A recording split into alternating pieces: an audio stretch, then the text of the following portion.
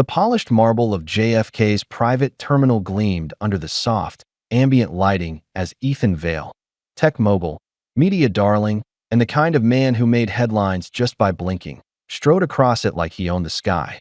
Sierra clung to his arm, radiant in oversized sunglasses and a tailored white jumpsuit, her heels clicking softly against the tile. She laughed too loudly at something he barely said. Ethan grinned with the casual arrogance of someone who thought the world was his concierge. The staff at the luxury terminal didn't even glance twice. They were used to his kind. Billionaires and mistresses came and went like the wind. Jets. "Ready, Mr. Vale," said the concierge, gesturing toward a velvet-lined hallway. Ethan gave a courteous nod, the kind that said, "I'm richer than you, but I'll pretend I'm not." He leaned toward Sierra, whispering, "Next stop, Capri. No cell service, no headlines, no Eleanor." Sierra smiled, but her fingers twitched slightly against his arm. She looked around, just once.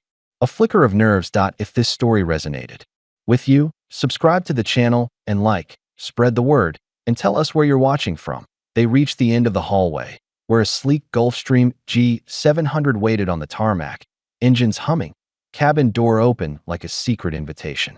The air smelled of jet fuel and designer perfume. As Ethan stepped forward toward the stairs, his gait smooth, his jaw set in the signature confidence that had landed him on the cover of Forbes. The loudspeaker above crackled to life. "Mrs. Eleanor Vale, please report to Gate C." It was crisp, neutral, but it dropped like a blade. Sierra froze mid-step.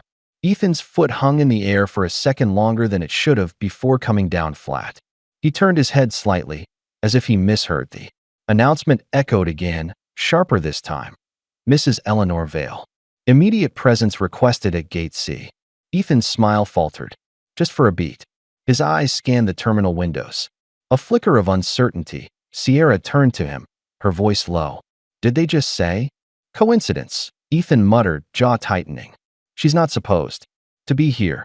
Another step, but this time it wasn't as smooth. There was something jagged beneath it, a fracture in his usual stride. Then, as they reached the first stair of the jet, a TSA agent stepped forward from the side hallway, tall, uniform pressed, expression unreadable. "Mr. Vale," he said, "I'm going to have to ask you to wait a moment." Ethan blinked. He hadn't been told to wait in years. The engines continued their soft whine behind him, but the noise felt far away now. Everything did. Sierra took a step back, removing her sunglasses for the first time. "Ethan, what's happening?" Ethan didn't answer. His eyes were locked past the glass doors of the terminal. Because down the far corridor, past the velvet ropes and luxury perfumes, a woman in a long trench coat, face obscured by a hood, had just entered the terminal, and the security cameras caught every step point. 2 days earlier, the Vale penthouse was as silent as a tomb. Floor-to-ceiling windows cast gray light across polished floors and minimalist furniture. Eleanor Vale sat alone at the kitchen island, nursing a lukewarm cup of chamomile tea. Her silk robe clung loosely to her 6-month pregnant frame. She looked poised, serene, even beautiful, but her eyes were far away, locked on a glowing screen. Ethan's iPad had buzzed at 5:47 a.m., a single message lighting up the display. He was still asleep upstairs, sprawled across the California King like a man with nothing to hide. Eleanor had ignored the first buzz, but the second came with a preview. "Don't forget the white dress. Capri is waiting." "I am too. Kiss mark. S." The teacup clicked against the counter. She stared at it for a full minute, then swiped to open the thread. A month's worth of messages spilled forward. Intimate. Reckless. Some downright cruel. "Did you tell her yet?" "She's clueless, isn't she? Can't believe you sleep next to that pregnant whale." Eleanor didn't blink. Her breath didn't hitch. She simply placed the iPad down with the care of someone disarming a bomb. For a long time, she didn't move. The only sound in the apartment was the rhythmic hum of the baby monitor from the nursery they'd just painted sky blue. When she finally stood, her robe slipped slightly at the collar. She adjusted it with quiet precision.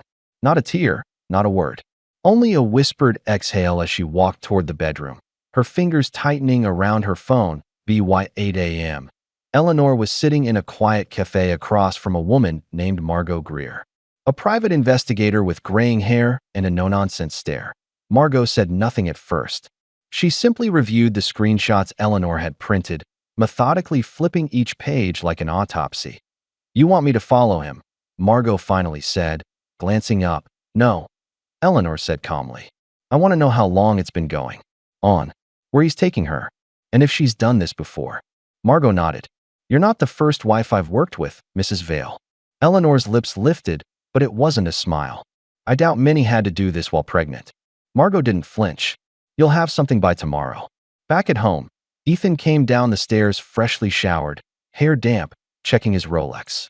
Eleanor was in the sunroom reading. She looked up, all soft eyes and gentle grace. "Heading out?" she asked, voice steady. "Investor Summit in San Francisco," he replied, buttoning his jacket. "Just 2 nights." "Safe flight," she said. Then, sweetly, "Text me when you land." He kissed her forehead like a politician kissing a camera lens. "Of course." As he left, Eleanor rose from her chair. She walked to the window and watched his sleek black car disappear into the city traffic. She kept watching even after it turned the corner. That night, she lay in their bed alone, hands resting protectively on her belly, her eyes fixed on the ceiling. Her phone buzzed once beside her. A text from Margot. "They're flying to JFK. Tomorrow. Final destination, Capri." "You were right." Eleanor exhaled slowly. There was no anger on her face, only resolve. She opened her laptop, logged into her legal account, and began drafting something labeled Emergency Financial Intervention. The cursor blinked like a heartbeat. 2 days later, a woman in a long trench coat, hood raised, stepped into JFK's private terminal. The name on her ticket wasn't Eleanor Vale, but the fire behind her eyes was unmistakable. Sierra Duval stepped into the VIP lounge as if she belonged there. Head high, back straight, lips glossed in a nude shimmer that matched her manicure. Everything about her look was curated. The designer jumpsuit, the gold hoops, the subtle scent of bergamot, and something far more expensive. She glanced at Ethan beside her and smiled like a woman who had just claimed her prize. This was it. He had said it, hadn't he? "Once the baby's born, I'm done pretending." And again, more recently, "Will disappear before she even realizes I'm gone." Sierra had waited nearly 10 months for those words to become action. Her friends warned her, scoffed even. "He'll never leave his wife," they said. But Ethan Vale wasn't just another married man. He was Ethan Vale, billionaire, disruptor, global darling. And he had chosen her. They took a seat in a roped-off section of the lounge. A server brought champagne. Ethan declined, but Sierra raised her glass with a confident clink. "To freedom," she whispered. Yet behind the toast, something flickered. Beneath her lashes, because no matter how many times Ethan kissed her neck or promised Italian sunsets, a memory from 3 years ago clawed its way to the surface. Another man, another relationship, another lie she believed. That one had ended with a restraining order and a whispered warning from a woman who'd shown up, broken and shaking, at Sierra's doorstep. "You think you're special. So did I." Sierra had never told Ethan about that chapter, just like he hadn't told her everything, either. But secrets were currency in their world, and hers had interest, across the terminal, just beyond the frosted glass separating the luxury. From the ordinary, Jared Lynn, Ethan's personal assistant, sat on a bench, nervously scrolling through his messages. Jared wasn't invited on this trip, which was already a red flag. Ethan always brought him, always. Until this week, a folder lay beside him on the seat, marked with flight manifests and legal memos. He tapped it, hesitated, then opened. The email from last night again. Subject, travel docs from ethan.vale@valetech.com. Make sure the IDs match. If anyone asks, this is a tech summit, nothing personal. No trail. Jared had forged things for Ethan before. Fake calendar entries, alibis, press leaks. But this was international, and there was something else. A discrepancy. Sierra's boarding pass had a different last name. Ethan had claimed it was a glitch, but Jared knew it wasn't. It was deliberate.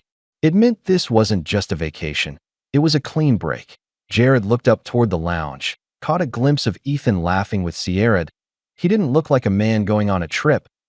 He looked like a man running away. Back inside the lounge, Sierra glanced at her phone. No messages from her mother. No calls from her agent. Silence. She suddenly felt cold. "I'll be right back," she told Ethan, rising quickly. Just need the restroom. He nodded without looking up, already absorbed in his phone. She moved down the corridor, past gilded doors and mirrored walls, until she found herself in front of a bathroom. She stared at her reflection, at the woman she had become. The kept secret, the stolen future. Then her phone vibrated. Unknown number. One word. Capri. She stared at it, heart pounding. And for the first time that morning, Sierra wasn't sure who had really won. Rain tapped softly on the windshield as Eleanor Vale's black town car idled at the edge of Wren Hill Cemetery. The driver offered an umbrella, but she shook her head and stepped into the drizzle without a word. It was early, too early for visitors, but that was the point. No eyes, no cameras, no small talk, just silence. She moved slowly across the damp grass, her trench coat fluttering with the breeze. 6 rows in, second stone from the left, Amelia Rhodes Vale. A flat headstone with a clean serif font. No flourish, no inscription. Just a name, 2 dates, and too much space in between. Eleanor knelt. I told myself I wouldn't come here again, she whispered. But I needed you. She rested a gloved hand on the stone. The rain matted the soft wisps of hair near her temple, but she didn't flinch. Her fingers trembled slightly against her stomach as the baby shifted, a reminder of time passing. Amelia had been the bold one, the fighter, the one who once told Eleanor, "You either leave the man, or you learn how to make him regret staying." But Amelia had never faced Ethan Vale. Not the way Eleanor had. It didn't start with cheating. No, Ethan was smarter than that. It started with questions. Are you sure that's what they said? Maybe you misunderstood. Why do you always make things negative? Then came the slow erosion of confidence, of friendships, of access. One by one, her bank cards were consolidated. Her name removed from company deeds. Private meetings, private phones, private passwords. Ethan never raised a hand, never shouted. That would have been too obvious. Instead, he humiliated her in boardrooms with patronizing jokes, corrected her grammar in interviews, made her seem fragile and silly at public events, and the world adored him. Even when she cried, people said, "You're so lucky. He's a genius." After Amelia died, Eleanor stopped pushing back. She smiled for the cameras, let herself become what Ethan wanted, a soft presence, pregnant and polished. But behind that quiet obedience, something darker was forming. Not bitterness, not even revenge, strategy. That night, after returning from the cemetery, Eleanor locked herself in the study and opened a drawer she hadn't touched in months. Inside was an old diary bound in worn navy leather. She flipped to a blank page and began to write, not to remember, but to document. "If anything happens to me, check this first," she wrote on the inside flap. Over the next hour, she detailed every shift in Ethan's behavior: names, dates, events, bank transactions, voice memos. The house was silent but for the scratching of her pen. Then she moved to her laptop. Margot's updates were waiting. Timestamps, photographs, metadata of Ethan and Sierra's shared hotel stays. Eleanor didn't cry when she saw them. She barely blinked. Instead, she composed an email to her lawyer titled, "Subject, Temporary Asset Freeze." URGNT attached were scanned copies of the marriage agreement, prenatal documents, and photos of Ethan boarding the jet with another woman. She didn't hit send. Not yet. Instead, she stood from the desk and walked toward the nursery. The walls were painted a soft sky blue. The crib was already assembled. The stuffed bear from Ethan's mother sat neatly in the corner. Eleanor stood there a long while, one hand on her stomach, the other lightly brushing the crib rail. "You'll know the truth someday," she whispered to the child growing inside her. "But you won't grow up afraid of him. I promise." The next morning, Eleanor woke at 5 a.m. sharp. She packed a small carry-on, printed all necessary documents, and retrieved a passport under her maiden name. Her ticket read Ms. Eleanor Rhodes. By 7:15 a.m., she was en route to JFK, her driver instructed not to speak. And at 8:30 a.m., she stepped through the private terminal, hood up, face down. But inside, Eleanor wasn't hiding. She was walking into battle. The soft ping of Eleanor's encrypted inbox broke the early morning silence. She was seated cross-legged on the living room floor, her robe wrapped around her like armor, a glass of cold water untouched beside her. Subject: surveillance package, confidential from M. Greer Investigations attachments, 7 files, password protected. She opened the folder with precise fingers, already knowing what she was about to see. Still, when the footage began to play, she leaned in, calm, focused, expressionless. Clip 1. A drone-shot view of a beachfront cabana. Ethan, shirtless, handing Sierra a drink. She laughs and climbs into his lap. He kisses her shoulder. Timestamp: last Saturday. Clip 2. A private dining terrace lit with string lights. Ethan feeding Sierra a bite of dessert, his hand resting on her thigh. Sierra glancing at a server as if she owns the world. Eleanor paused there. Zoomed in. Clip 3. The airport valet. Ethan holding Sierra's hand as they exit a black SUV. Her Louis Vuitton weekender, his custom leather duffel. Matching. Coordinated. Careless. None of it shocked her. What did surprise her? What caught her breath, just for a moment, was the ease. Ethan wasn't pretending to be discreet. He wasn't even cautious. He was already gone. She closed the laptop, her hands perfectly still. She didn't wipe a tear because there wasn't one. That part of her had emptied days ago, perhaps even years ago. Instead, she stood, retrieved a folder from the console table, and pulled out a legal packet marked Prenuptial Agreement, Vale/Rhodes. She placed it beside the laptop, opened a second file titled Financial Provisions, Child Custody, and began typing to at 7:43 a.m. An email was sent to her attorney. Execute emergency freeze on all shared accounts. Proceed with trust enforcement clause. The documents were already signed. The move was legal, swift, and, because of Ethan's most recent transfer of assets to an offshore account, justifiable. The next step was quieter. She moved through the apartment, gathering only what mattered: a passport under her maiden name, a phone charger, the diary from the study, and a folded copy of the security footage. She placed them into a small travel satchel and sat on the edge of the bed, listening. The house made no noise. Ethan hadn't returned her last text. Safe flight. No response. Not even a blue check mark. She slipped on a pair of low heels and glanced once at the full-length mirror. Her face was unreadable. No makeup, hair tucked into a low bun, scarf wrapped tightly around her neck. The kind of woman no one would stop at an airport. Before leaving, she stepped into the nursery. She touched the mobile above the crib, letting it spin with a faint chime.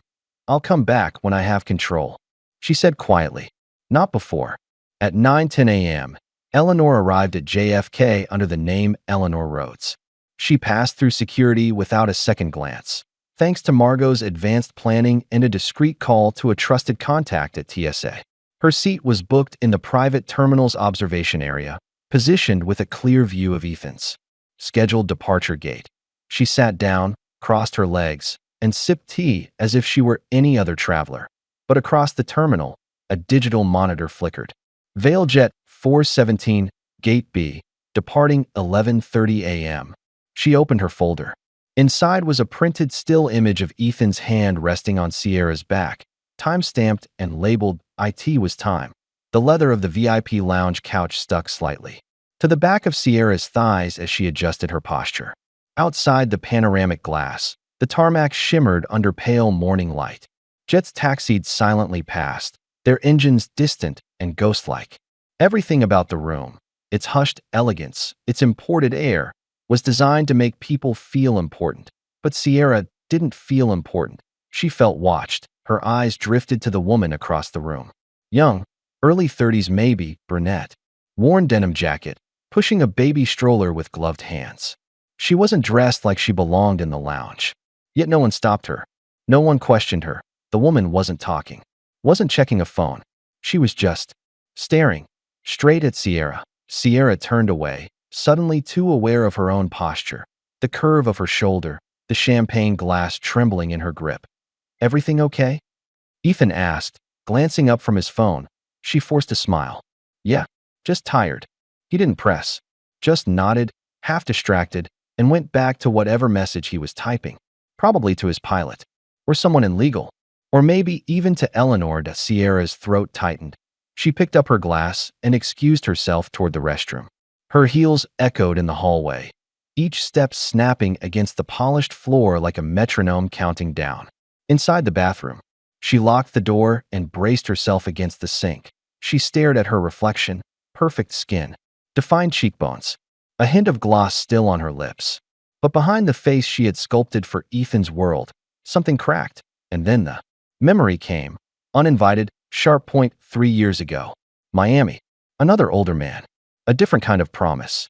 Late-night dinners, whispered futures, you're all I need. Until the bruises started. Until the locked doors and phone checks in isolation.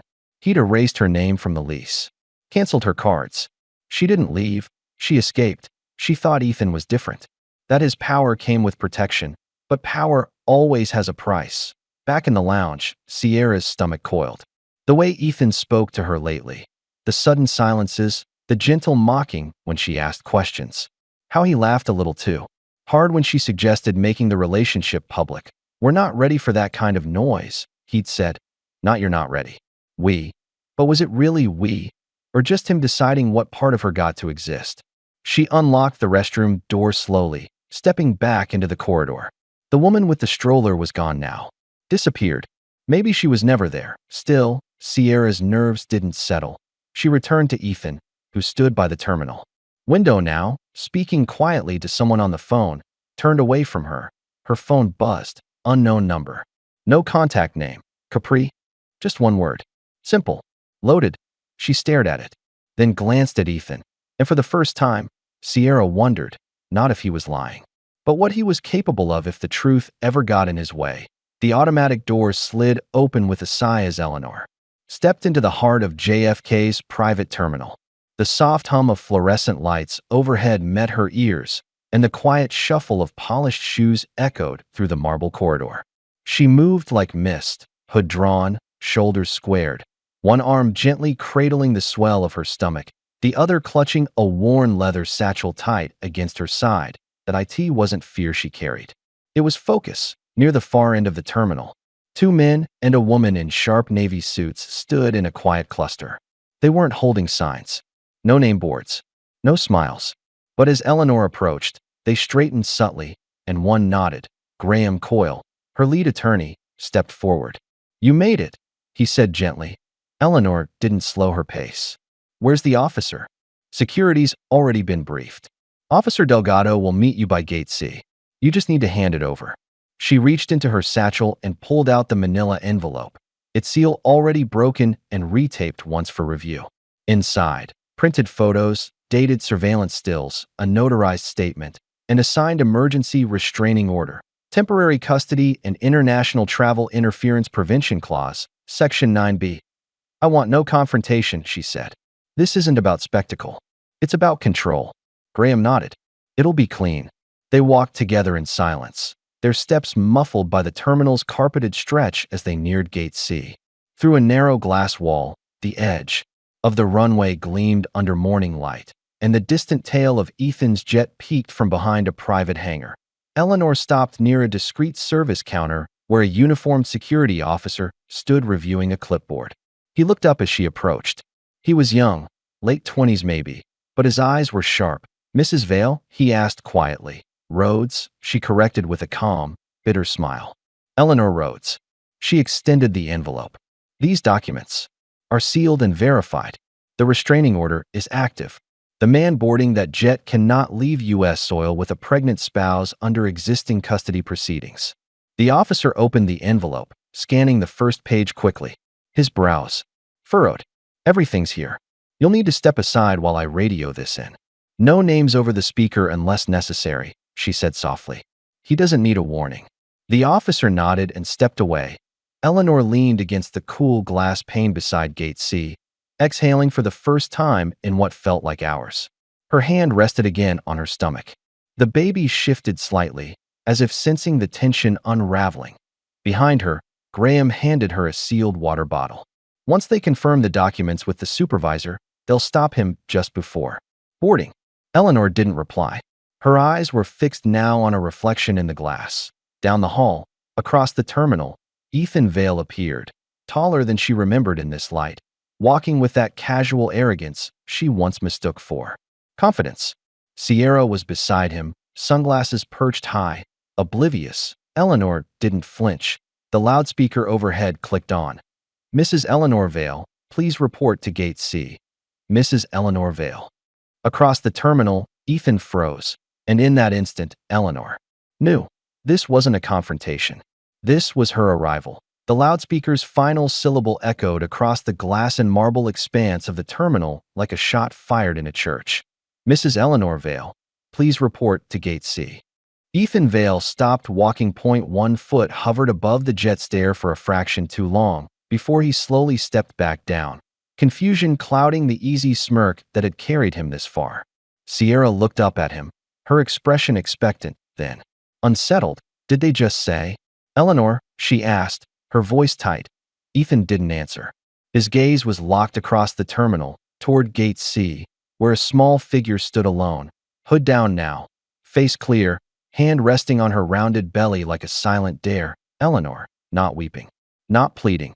Composed, she walked forward slowly, her heels tapping an even rhythm against the tiled floor, her coat flowing like a trailing flag behind her. The lounge grew still, eyes beginning to shift, whispers rising like smoke. Sierra followed Ethan's stare. She didn't recognize the woman at first. This wasn't the neglected wife she'd imagined, the invisible, clinging inconvenience from Ethan's excuses.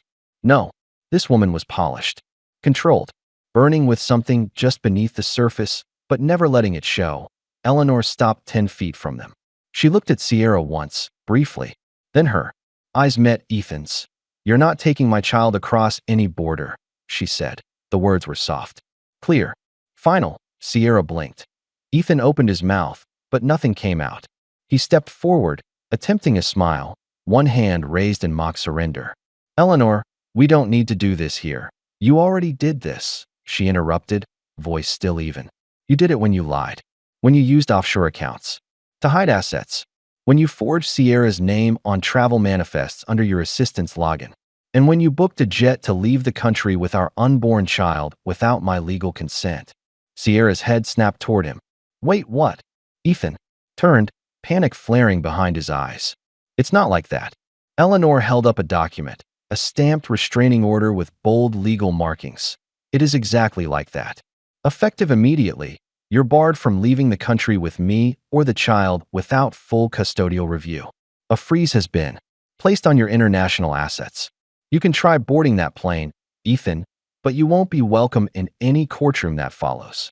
Security approached slowly from behind, not intervening yet, just watching. Sierra took a step back, the room tilting slightly as understanding settled in. She looked at Ethan, not as a lover, not as a prize, but as a man exposed. Her voice shook. You lied to me too. I was trying to protect us, Ethan muttered. No. Eleanor replied calmly, her eyes never leaving his. You were trying to disappear. With my child. And she nodded toward Sierra, was just your distraction. The tension shattered when the TSA officer stepped forward. Mr. Vale, we need to speak with you privately. Ethan didn't resist. Couldn't.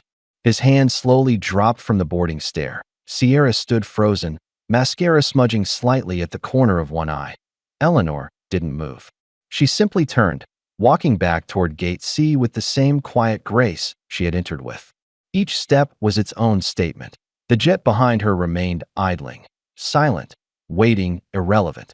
I think there's been a misunderstanding, Ethan said with forced calm, shifting his weight slightly as the TSA officer blocked his path. My lawyers will clear this up in minutes. The officer didn't blink. Sir, we've been instructed to escort you to the private screening office. You've been named in an emergency injunction. You need to come with us. I'm a U.S. citizen. I have a right to leave the country. Ethan replied, his voice hardening. This is harassment. Sierra stood behind him, frozen. Her clutch slipped slightly from her grasp. Her gaze darted between the officer and Eleanor, now seated calmly across the terminal, hands folded on her lap, chin lifted. Not watching like a vengeful ex, watching like a woman who had already won. Eleanor's confused.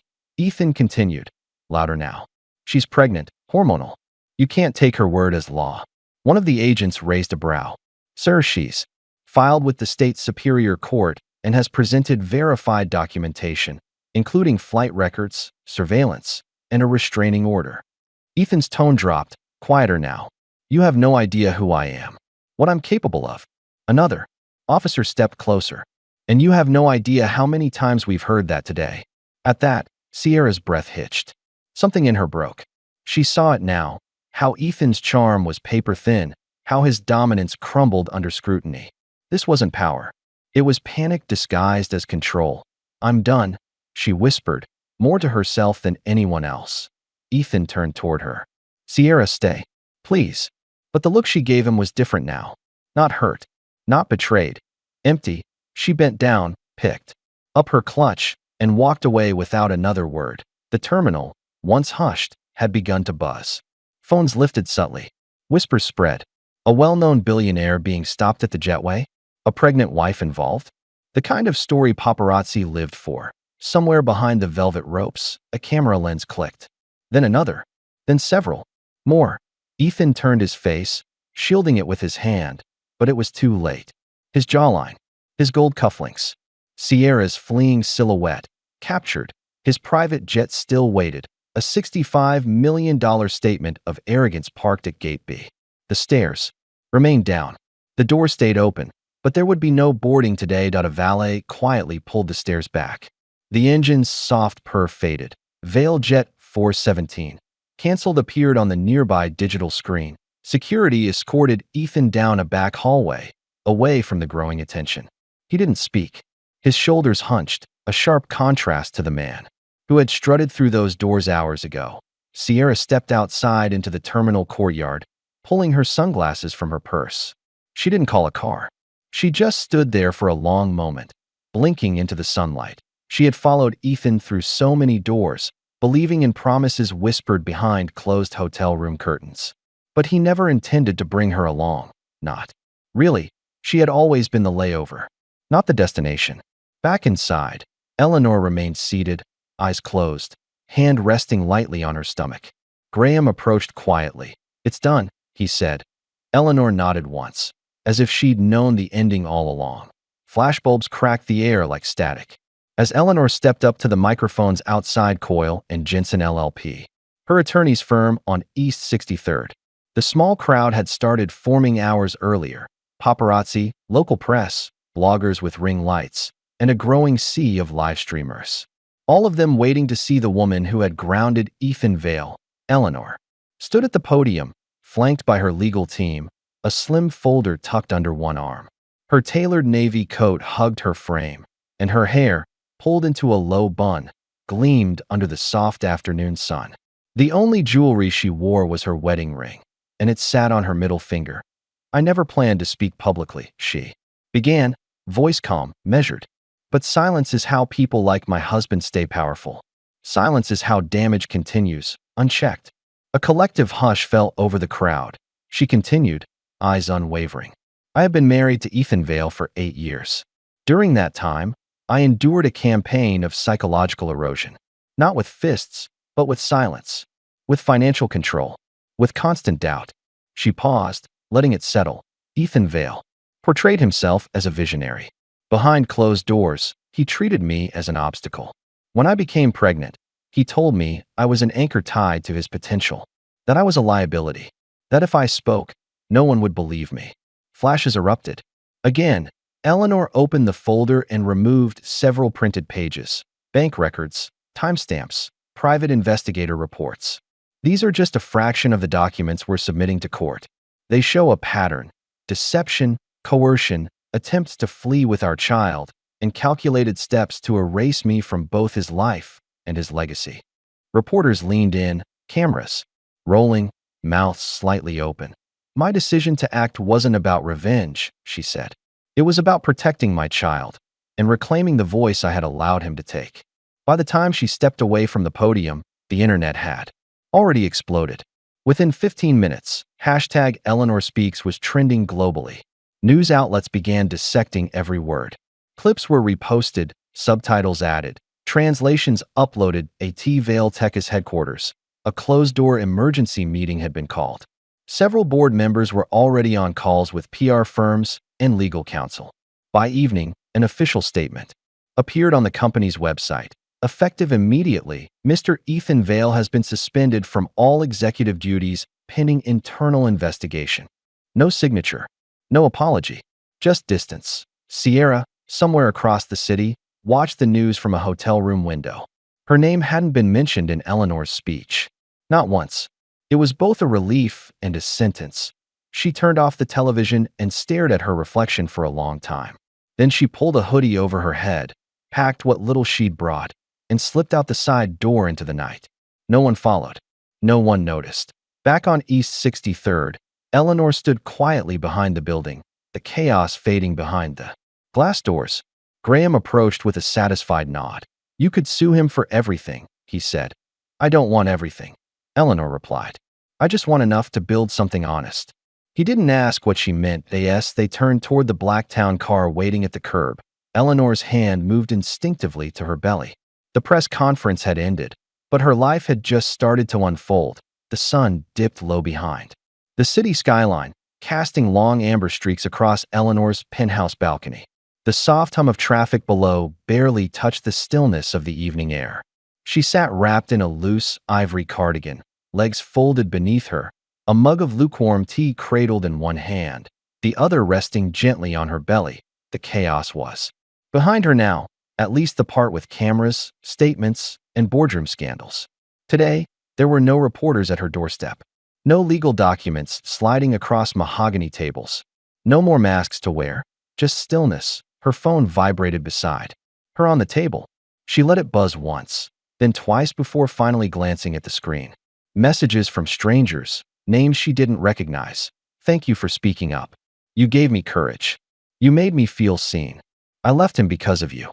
She read them slowly, absorbing each one like a bomb she didn't know she needed. None of these people knew her fully, and yet they understood something no one had seen during the marriage. The slow, invisible unraveling of a woman whose silence had been mistaken for submission. Eleanor put the phone down and tilted her face to the wind.